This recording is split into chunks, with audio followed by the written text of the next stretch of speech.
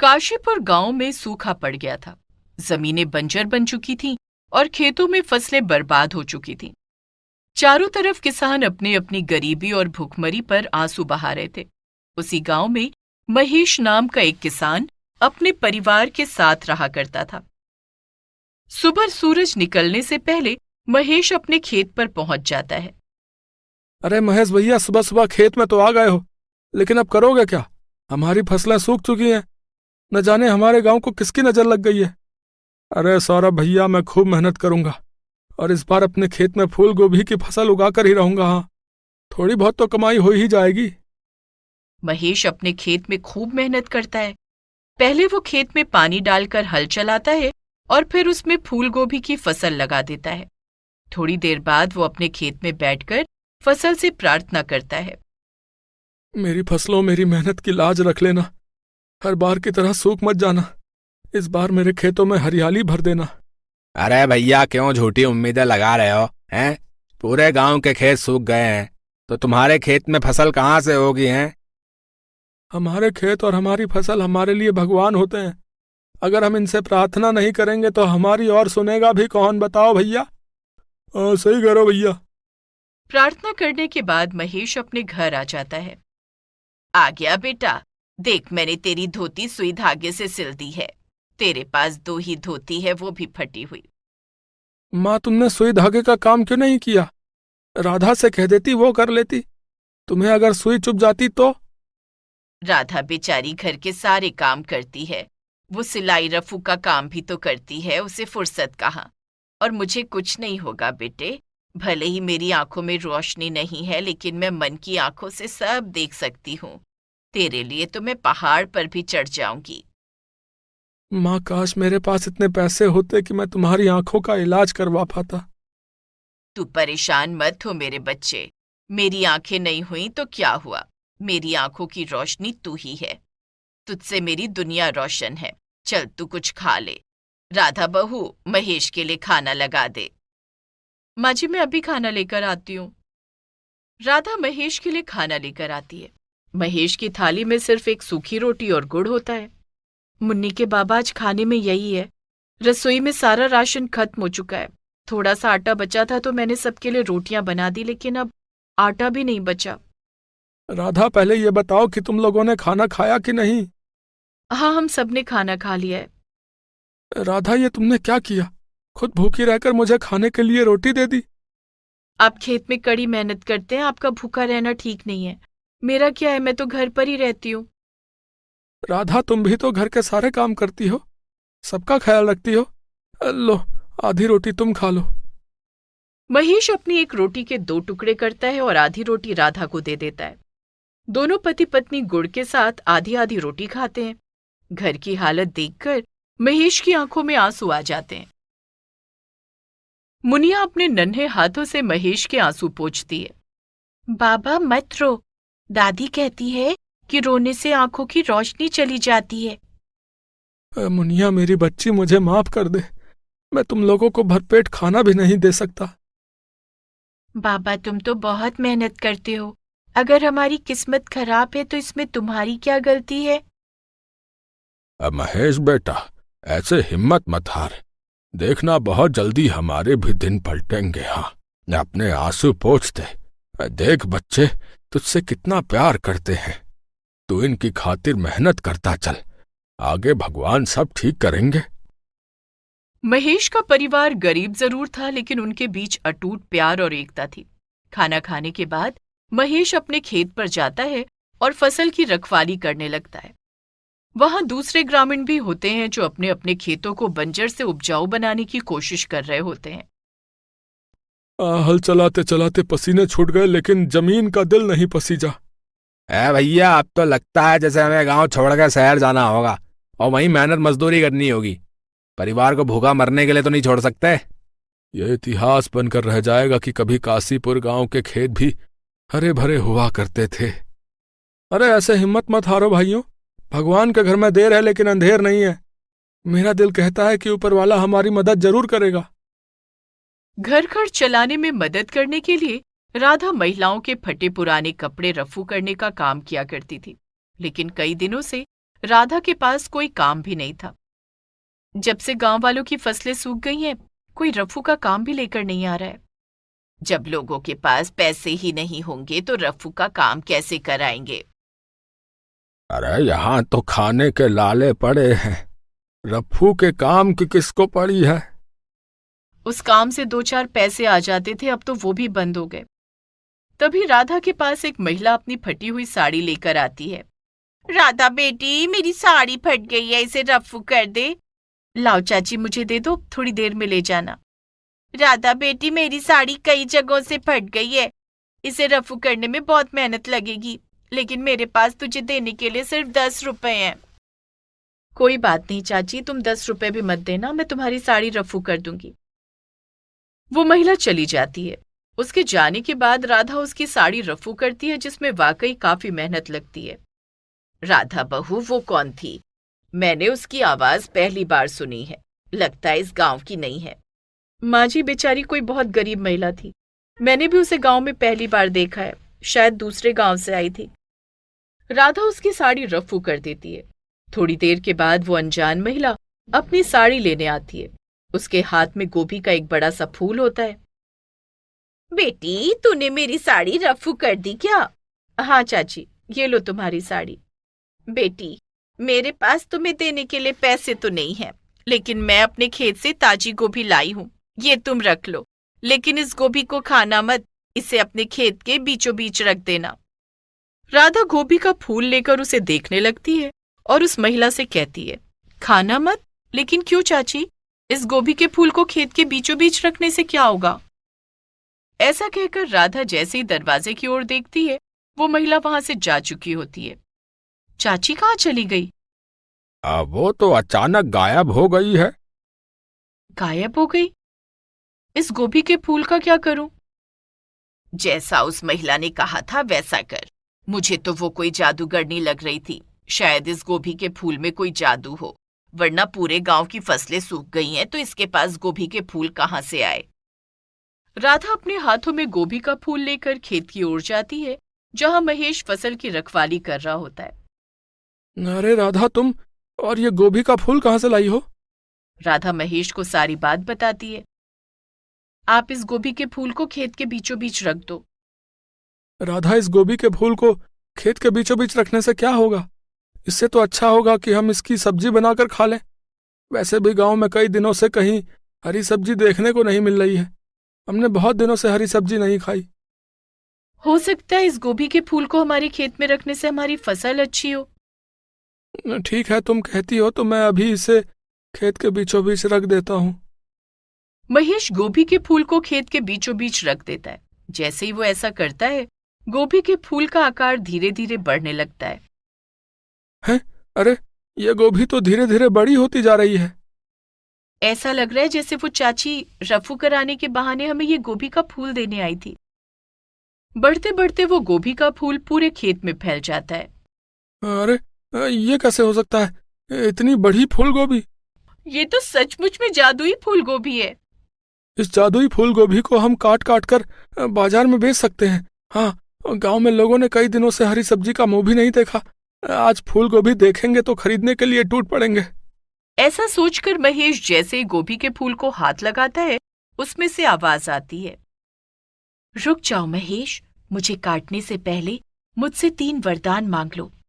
अरे फूल गोभी, क्या तुम हमारी तरह बोल सकती हो? हाँ, मैं तुम्हारी तरह बोल सकती हूँ और वरदान भी दे सकती हूँ, क्योंकि मैं जादुई फूल गोभी हूँ। तुम जादुई फूल गोभी हो तो क्या मेरी माँ की आंखों की रोशनी लौटा सकती हो क्या? हाँ, मैं तुम्हारी माँ की आंखों की रोशनी लौटा सकती हूँ। तो ठीक है, फिर मेरी माँ की आंखों की रोशनी लौटा दो। ठीक है, अब दूसरा वरदान मांगो। जादुई फूल गोभी, तुम मुझे दूसरा वरदान ये दो कि मेरे घर में कभी अन्न और धन की कमी ना हो। ठीक है, ऐसा ही होगा। आज के बाद तुम्हारे घर में कभी अन्न और धन की कमी नहीं होगी। अब तीसरा वरदान मांगो। तीसरा वरदान ये दो कि मेरे गांव के सारे खेत हरे भरे हो जाएं, हर किसान की खेती दिन दूनी रात चौगनी बढ़ जाए और फसलें खराब ना हो, मिट्टी सोना उगले। तुम्हारा ये वरदान भी पूरा हो गया। फूल गोभी के ऐसा कहते ही पूरे गांव में हरियाली छा जाती है। सभी किसानों के खेत में फसल लहला उठती है। अब तुम मुझे काट कर बाजार में बेच सकते हो, लेकिन उससे पहले मैं तुमसे कुछ कहना चाहती हूँ। तुम क्या कहना चाहती हो? तुमने अपने साथ साथ पूरे गांव की भलाई के बारे में सोचा है, इसलिए मैं तुम्हें एक और वरदान देती हूँ। आज के बाद तुम अपने खेत में जो भी फसल लगाओगे वो सब जादुई होगी। उनसे तुम अपनी हर मनोकामना पूरी करवा सकते हो। क्या तुम ये सच कह रही हो? हाँ, मैं सच कह रही हूँ। इसके बाद महेश और राधा जादुई फूलगोभी को काटते हैं और उन्हें बेचने के लिए बाजार जाते हैं, जहां महेश की जादुई फूलगोभी हाथों हाथ बिक जाती है और उसे अच्छे पैसे भी मिलते हैं। पैसे लेकर दोनों जब घर आते हैं, वो देखते हैं कि शांति खीर बना रही होती है। तू आ गया बेटा, देख ना जाने कैसा चमत्कार हुआ है। मेरी आंखों की रोशनी वापस आ गई, रसोई अनाज से भर गया और भंडार पैसों से। इसी खुशी में मैं सबके लिए खीर बना रही हूँ। मुनिया और सूरज भी महेश के पास आते हैं। बाबा, हमारे कपड़े अचानक से नए हो गए और हमारे पास नए खिलौने भी आ गए। ये सब जादुई फूल गोभी का चमत्कार है। जादुई फूल गोभी ने मुझे 3 वरदान भी दिए हैं। माँ जी, उस अनजान महिला ने जो फूल गोभी दी थी वो जादुई थी। ये चमत्कार उसी जादुई फूल गोभी ने किया है। जादुई फूल गोभी ने 3 वरदान दिए हैं? हाँ बाबा। महेश घर के सारे सदस्यों को सारी बात बताता है। तभी गांव के सारे ग्रामीण दौड़े दौड़े महेश के पास आते हैं। अरे महेश भैया, अरे हमारे खेत में अचानक से फसल लहलहा उठी है। गांव में हरियाली छा गई है। हमने सुना है कि ये सब तुमने किया है। महेश भैया, तुम्हारे पास कोई जादुई फूल गोभी है क्या? क्या ये सब उसी ने किया है? हाँ भैया, ये सब जादुई फूल गोभी की वजह से हुआ है। जादुई फूल गोभी ने सबके खेतों को हरा भरा किया है। भैया, तुम्हारी वजह से हम सब भूखों मरने से बच गए भैया। हमारे खेत तो सूख गए थे। सूखे हुए खेतों में नई जान आ गई है। फसलें अपने आप लहलहा उठी हैं। ये सब तुम्हारी वजह से हुआ है भैया। हम तुम्हें अपना मुखिया बनाना चाहते हैं। क्या कहते हो भाइयों? सभी ग्रामीण एक साथ बोलते हैं। हाँ हाँ, हम सब तैयार हैं। हाँ हाँ, हम तैयार हैं भैया। लेकिन ये सब मेरी वजह से नहीं, बल्कि राधा की वजह से हुआ है। अरे भैया, हम तुम्हें अपना मुखिया और राधा भाभी को गांव का सरपंच बना देंगे। और बोलो। महेश और राधा इसके लिए तैयार हो जाते हैं। सभी ग्रामीण महेश को गांव का मुखिया और राधा को सरपंच बना देते हैं। उनके नेतृत्व में काशीपुर गांव खुशहाल हो जाता है। मुखिया बनने के बाद भी महेश अपने खेत में खुद खेती करता और उसके खेत में उगने वाली हर फसल जादुई होती। एक गांव में रामू नाम का एक व्यक्ति अपनी पत्नी और बेटों के साथ रहता था। रामू के 2 बेटे थे, कृष्णा और मोहन। दोनों बहुत ही कामचोर थे। रामू खेत का कोई काम बताता तो दोनों कोई न कोई बहाना बनाकर काम को टाल देते थे। दोनों को नए कपड़े, अच्छा खाना और घूमना बहुत पसंद था। रामू की ज्यादा उम्र होने पर भी वो अकेले ही खेत का सारा काम करता। एक दिन रामू खेत में काम कर रहा था, तभी अचानक उसे चक्कर आया और वो जमीन पर गिर गया। कुछ लोग उसे उठाकर उसके घर लेकर आए। भाई, इनको क्या हुआ है? बहन जी, रामू भैया खेत में काम कर रहे थे, अचानक वो जमीन पर गिर गए। हमने पास जाकर देखा तो वो बेहोश पड़े थे, इसीलिए हम दोनों इनको घर ले आए। अब चिंता मत करो, रामू भैया को जल्दी होश आ जाएगा। ये बोलकर दोनों वहां से चले जाते हैं। तभी रामू को होश आ जाता है। तुम ठीक तो हो ना? हाँ, मैं ठीक हूँ। गर्मी की वजह से चक्कर आ गया था, पर तुम चिंता मत करो, अब मैं ठीक हूँ। तभी उनके बेटे बाहर से घूमकर घर आते हैं। सीमा उन दोनों को देखकर गुस्से से बोलती है, तुम दोनों को शर्म नहीं आती है? तुम्हारे पिता इतनी उम्र में खेत का काम करते हैं और तुम दोनों घूमने और खाने के अलावा कुछ काम नहीं करते हो? माँ, तो क्या हुआ? पिताजी तो रोज ही खेत में काम करते हैं और मुझे खेत में काम करना पसंद नहीं है। माँ तो ऐसे बोल रही है जैसे पिताजी आज ही खेत में काम करने गए हो। दोनों हंसने लगते हैं और फिर दोबारा घर से बाहर चले जाते हैं। हे भगवान, तुमने हमें कैसे बेटे दिए हैं? सोचा था बेटे बड़े होंगे तो बुढ़ापे में हमारा सहारा बनेंगे। सीमा ये बोलती है और रोने लग जाती है। रामू भी सीमा को रोता देख दुखी हो जाता है। ऐसे ही कुछ दिन बीत जाते हैं। रामू फिर से खेत में काम करने के लिए जाने लग जाता है। एक दिन रोज की तरह वो काम करने के लिए जाता है, तभी उसे रास्ते में उसका दोस्त मिलता है जो पास के ही दूसरे गांव में रहता है। अरे रामू, तुम यहाँ कैसे हो और तुम्हारी तबीयत कैसी है अब? ठीक हूं भाई। भाई तुम्हारी आवाज से तो नहीं लग रहा तुम ठीक हो। और कहाँ जा रहे हो इतनी गर्मी में? मैं खेत पे जा रहा हूं। और कहाँ जाऊंगा भाई? खेत पे? अभी तुम्हारी तबीयत इतनी भी ठीक नहीं लग रही है जो तुम खेत पर काम करने जा रहे हो। अरे यार, मेरी तबीयत की वजह से फसल में इतनी देरी हो गई है। सबने अपने खेत जोत कर बीज बो भी दिए। अगर मैं नहीं गया तो मेरी फसल कैसे होगी? तुम्हारे दो दो बेटे हैं, उनसे बोलो वो चले जाएंगे। तुम जाकर आराम करो। अब मैं क्या ही बताऊं अपने बेटों के बारे में। अरे ऐसे क्यों बोल रहे हो? रामू अपने दोनों बेटों के बारे में अपने दोस्त को सब कुछ बता देता है कि उसके दोनों बेटे कितने आलसी और कामचोर हैं। रामू की सारी बात सुनकर उसका दोस्त बोलता है, अच्छा तो ऐसी बात है। फिर तो उन दोनों को ठीक करने का मेरे पास एक तरीका है। ऐसा क्या तरीका है जिससे वो दोनों सुधर जाएं? तुम मुझे बताओ। रामू घर आकर अपनी पत्नी को सारी बात बताता है। ए जी, तुम्हें क्या लगता है ये सब करके हमारे बेटे सही रास्ते पर आ जाएंगे? अरे हम दोनों ने कितनी कोशिश की, तो एक और कोशिश करके देख लेते हैं। क्या पता हमारे दोनों बेटे सही रास्ते पर आ जाएं। अगले दिन रामू अपने दोनों बेटों को अपने साथ खेत पर चलने को बोलते हैं। अरे पिताजी, आप हमें इतनी गर्मी में खेत में चलने के लिए बोल रहे हो? धूप में हमारा रंग काला हो जाएगा। मुझे अपने गोरे रंग से बहुत प्यार है। हाँ पिताजी, मैं भी नहीं जाऊंगा। मुझे भी अपने गोरे रंग से बहुत प्यार है। और वैसे भी मुझे अभी आराम करना है। मेरी अभी उम्र ही क्या है काम करने की। रामू को उन दोनों की बात सुनकर बहुत गुस्सा आता है, पर वो दोनों से कुछ नहीं कहता और दोनों से बोलता है, अरे मेरे प्यारे बेटो, तुम बस मेरे साथ चलो। अगर तुम्हें वहां अच्छा ना लगे तो वापस आ जाना। रामू बहुत कोशिश करता है कि वो दोनों उसके साथ चलने के लिए हाँ कर दें, पर वो दोनों मना कर देते हैं। तभी रामू बोलता है, अच्छा, अगर तुम दोनों मेरे साथ चलने के लिए हाँ कर दो तो मैं तुम्हें पैसे दूंगा। कृष्ण और मोहन पैसे का नाम सुनते ही हाँ कर देते हैं और साथ में खेत पर चले जाते हैं और साथ में काम करने लग जाते हैं। तभी रामू जैसे ही जमीन खोदता है तो उसे वहां सोने का सिक्का दिखता है। कृष्ण और मोहन भी ये सब देख रहे होते हैं। रामू सोने का सिक्का उठा लेता है। तभी रामू को चक्कर आ जाता है और वो जमीन पर गिर जाता है। कृष्ण और मोहन उसे उठाकर घर ले आते हैं। कुछ देर में रामू को होश आ जाता है। पिताजी, आप ठीक हो ना? आपको क्या हुआ था जो आप जमीन पर गिर गए थे? शायद आपको गर्मी की वजह से चक्कर आ गया होगा। मेरी तबीयत हर दिन खराब होती जा रही है। पिताजी, आपको खेती नहीं करनी चाहिए। आप अपने खेत बेच दो। हाँ, कृष्ण सही बोल रहा है। आपकी तबीयत ठीक नहीं हो रही। कुछ और ज्यादा हो गया तो? अरे तुम दोनों पागल हो गए हो क्या? बच्चों, मैं तुम्हें एक राज की बात बताता हूं। वैसे भी मेरी उम्र हो गई है। मैं ऊपर जाने से पहले तुम्हें कुछ बताना चाहता हूं। राज की बात? क्या? हमारे खेत में खजाना है। वो काफी सालों से खेत के अंदर छुपा हुआ है। खजाना हमारे खेत में पिताजी?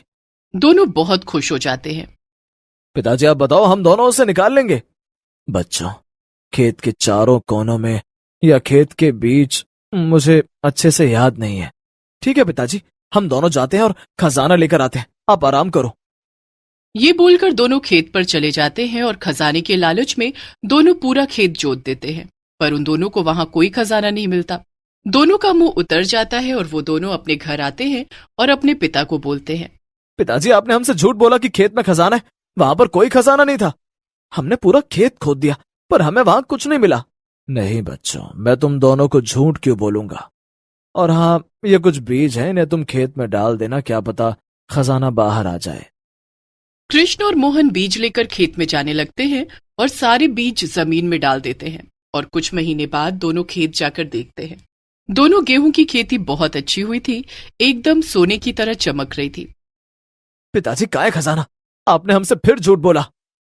और क्या इतनी मेहनत की हम दोनों ने और उसके बदले हमें खजाना भी नहीं मिला। अरे नहीं बच्चों, मैंने तुम दोनों से कोई झूठ नहीं बोला। तुम दोनों जरा ध्यान से देखो इस फसल को। दोनों बड़े ध्यान से फसल की तरफ देखते हैं। पिताजी, हमें तो फसल के अलावा वहां कुछ नहीं दिख रहा। हाँ, मुझे भी फसल ही दिख रही है बस। अरे मेरे बच्चों, फसल सोने जैसे चमकते तो दिख रही है। अगर हम लोग इसे बाजार में बेचेंगे तो जो इससे पैसा मिलेगा उससे हम सोना, चांदी, हीरे सब खरीद सकते हैं। दोनों भाई रामू की बात बड़े ध्यान से सुन रहे होते हैं। और ये सब खजाना ही तो है। तुम्हारी मेहनत बेकार नहीं गई। कृष्ण और मोहन के समझ में आ जाता है कि मेहनत करने से ही सब मिल सकता है। फिर दोनों रामू से माफी मांगते हैं और वो तीनों साथ में बाजार जाकर फसल बेचते हैं और खुशी खुशी रहते हैं।